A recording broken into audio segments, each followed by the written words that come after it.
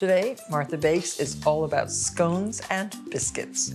Cream scones studded with delightful flavored currants. These have been soaked in orange zest and Grand Marnier. And biscuits. Flaky, light, plain like this. Wonderful with poached eggs, flavored with dill or rosemary, sage or fennel or chives. These biscuits make great sandwiches. And angel biscuits. These light, delicate, small, yeast-risen biscuits are absolutely exquisite with a country ham. Today, Martha Bakes.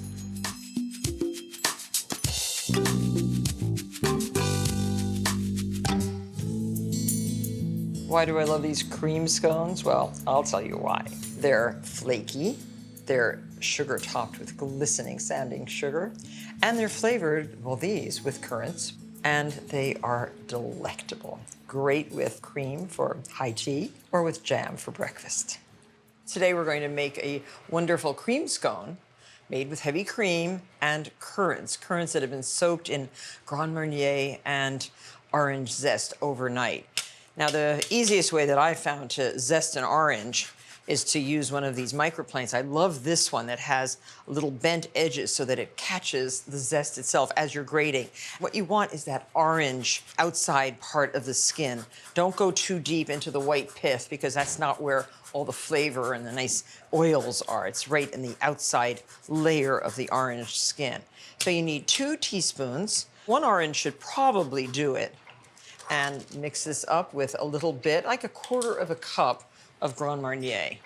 You can use cognac too if you like cognac. The Grand Marnier has the orange flavor, so I thought we would just increase the oranginess of it with the orange zest. And scrape that all into your Grand Marnier, stir that up, and add your currants. You need 1 cup. You can also substitute dried cherries, or you could use raisins. And stir that up and leave for at least an hour to plump.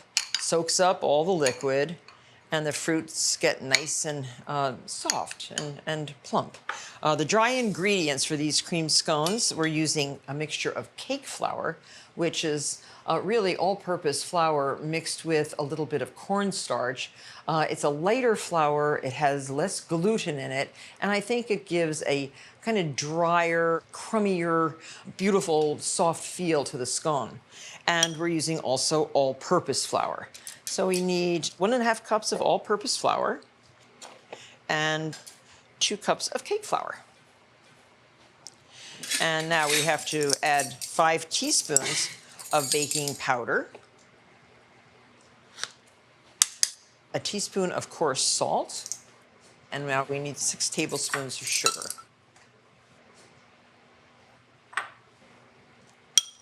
Okay, and just sift this all together.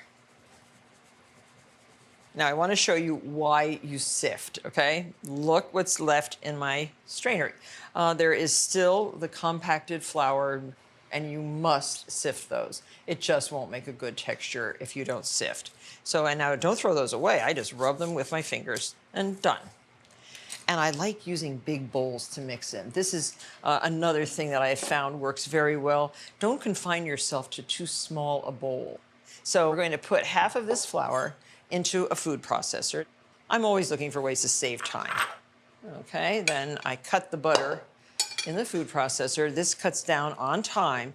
Now, when using the food processor to cut butter into dry ingredients, use the pulsing option on the machine. It really works very well and fast. So that's pretty much it. And here you have your butter cut up. You're going to get flaky scones this way. And then just dump this back into the rest of the flour. This way you're not going to overwork. Now mix this all together.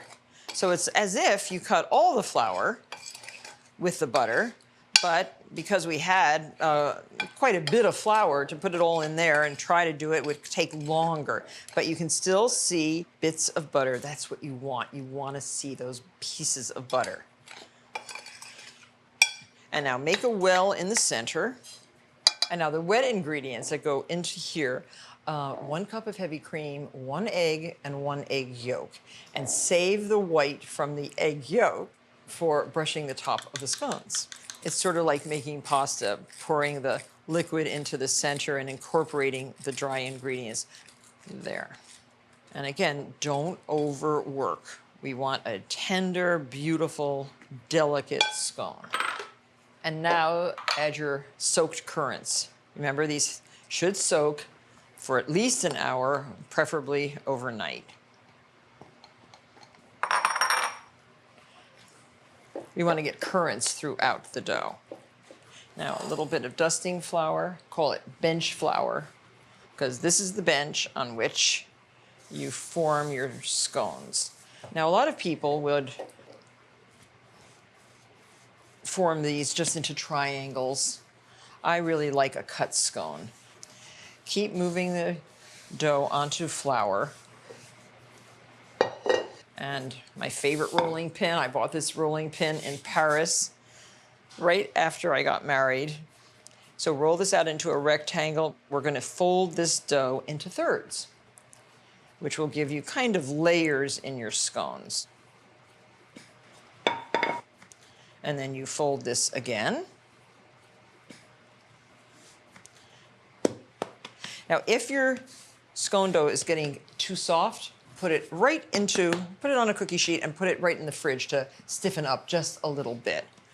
But I think we're okay here. You want to roll the dough to about 1.25 inches thick. Now, these are kind of fancy scones, so I'm going to cut them into 2-inch rounds. I like the smaller scone. Preheat your oven to 350 degrees and cut out your beautiful scones. Place them on the parchment, and if you have to, do this to your cutter. Always put it into flour to make a nice dry edge. These are going to be so beautiful, these scones. Oh, I love how they look. So now you have these little scraps. You can kind of press these together. Roll in a little bit of clean flour, and I will make something a little bit different out of the scraps. And we'll see how it bakes. I'll do the granddaddy scone. For those of you who really want a big scone. Okay, so now brush the tops with the egg white. Not too much, you don't want this soaked with egg white. And then I'm going to use the finer sugar. Sanding sugar is available at cooking supply stores. That's so pretty. And I put coarse sanding sugar on the granddaddy scones. So here they go, right into the oven. And it's a good idea to put the larger scones on a separate pan because they're going to take a lot longer to cook than these pretty ones. These are going to take about 20-25 minutes. Set your timer. If you have a spread like that, 20 to 25, set it for 20 and check, maybe at 15. Why do I love buttermilk biscuits? Because they're light, they're flaky, they're eminently edible. They make great sandwiches, or they're just great with butter and jam. And herb flavored, well, these are so fantastic. And they are phenomenal with sausage or bacon. When I have people over for breakfast or brunch, I like to make biscuits. Biscuits with poached eggs and a little bit of hollandaise sauce is a really good breakfast. Buttermilk biscuits are easy to make, and this is the best recipe I have ever found. If you have a hard time finding buttermilk, and many of us do, I know in my little town I have to special order a quart of buttermilk. You can make your own at home, and the biscuits don't suffer one bit with homemade buttermilk. To 2 cups of whole milk, and this is a 2-cup measure, add about 1/4 of a cup of vinegar. You can use white vinegar, apple cider vinegar, and I have even used Japanese wine vinegar in a pinch. And just add 1/4 of a cup of vinegar. Pour that into the milk and watch what happens. By the time I finish our biscuits here, this will have turned, curdled into something resembling buttermilk. So exciting, I love it.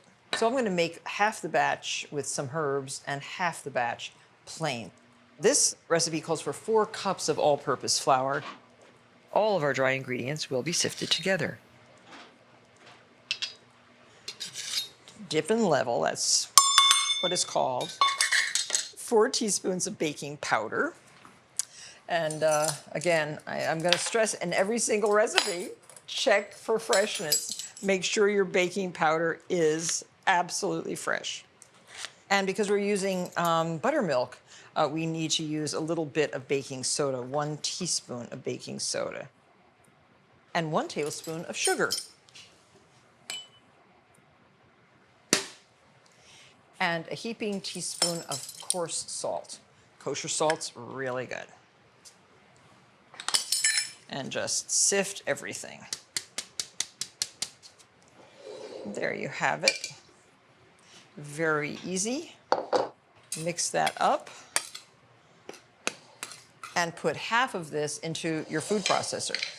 This whole show is about the use of the food processor just to save you time. And now add your ice cold butter right into the food processor. This is the 2 sticks of butter that you've cut up into 1/4-inch squares and kept chilled in the fridge.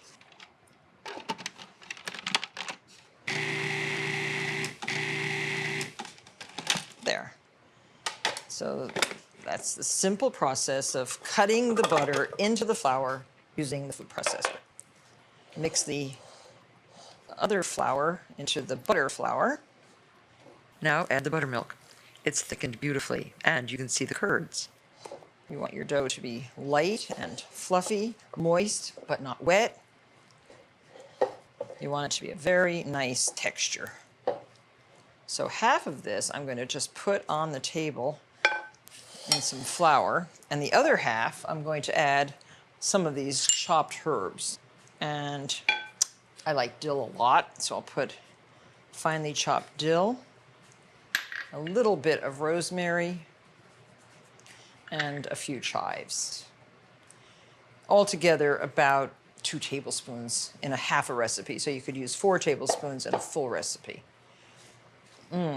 Smells really good now.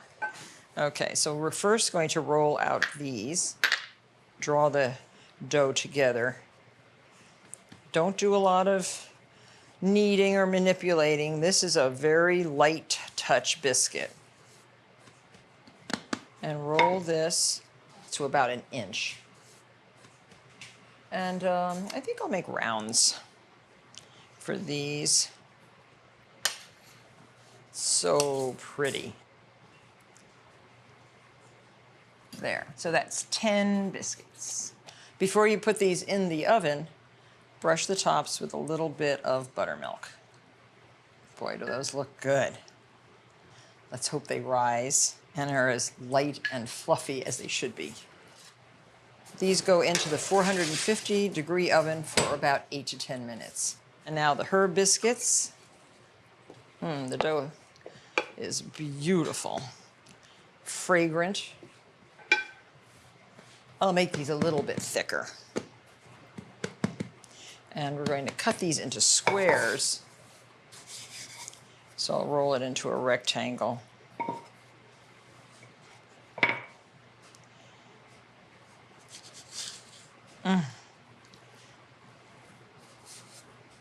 That is a gorgeous biscuit.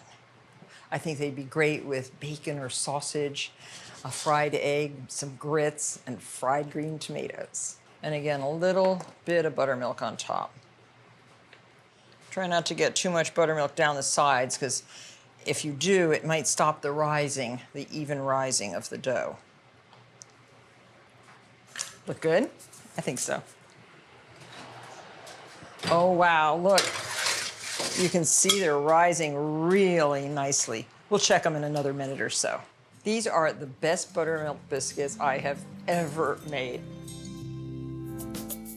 Angel biscuits are a Southern favorite. They're light, they're delicate, they're fluffy, filled with ham and mustard, a little dab of butter. They make a great hors d'oeuvre.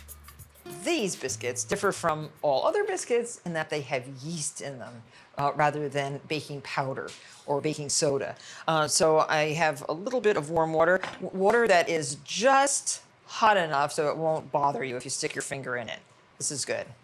And we have 2 packages of active dry yeast. Let it soften. I don't even bother stirring it. I just swirl it around in the warm water and let it start to proof.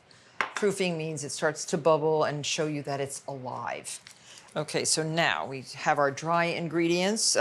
It's 5 cups of all-purpose flour, 1 tablespoon, whole tablespoon of baking powder, and we're also using baking soda because we're using buttermilk in these biscuits, and the acidity of the buttermilk has to be tempered with the baking soda. So 1 teaspoon of baking soda and 2.5 tablespoons of sugar and 1 teaspoon of salt, coarse salt. Okay, so now sift. Once is enough because you're going to be mixing a lot. There, and shake it all up. Now notice I'm using a big bowl, very nice, easy to stir everything. Well, don't cramp yourself in a tiny little bowl. So put half the flour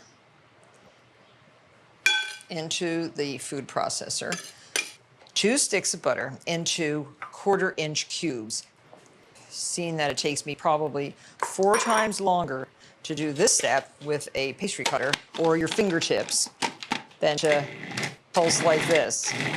Now make sure it's cold. The butter has to be cold. There, done.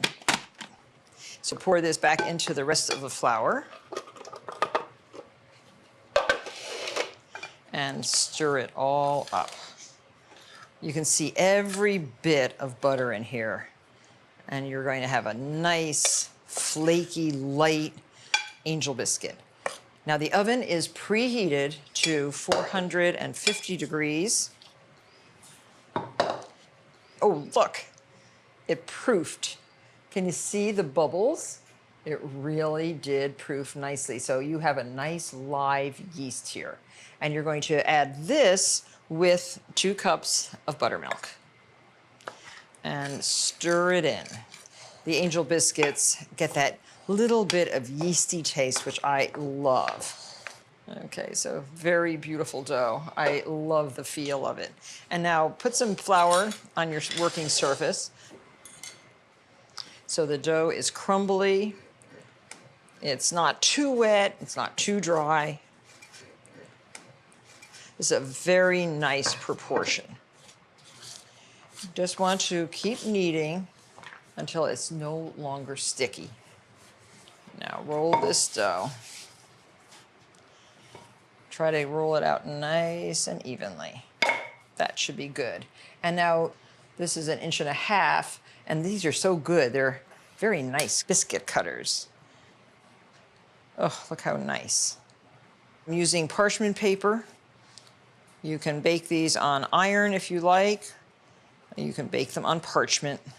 And you do not really brown these biscuits. They get a nice golden color, just a little bit of color.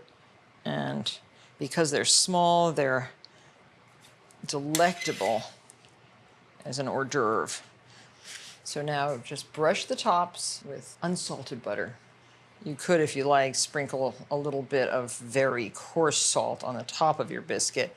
But since I'm serving this with a delectable Tennessee country ham, which has a lot of salt, I am foregoing any additional salt in these biscuits. But if it were going to be for something else, like a crab meat salad, you could add a little additional salt to the top. So this goes right into the 450-degree oven. They're going to rise while they cook, and they'll be ready in about 10 to 12 minutes. This Loveless ham, this is a country ham from Nashville, Tennessee, from the Loveless Cafe, is so good.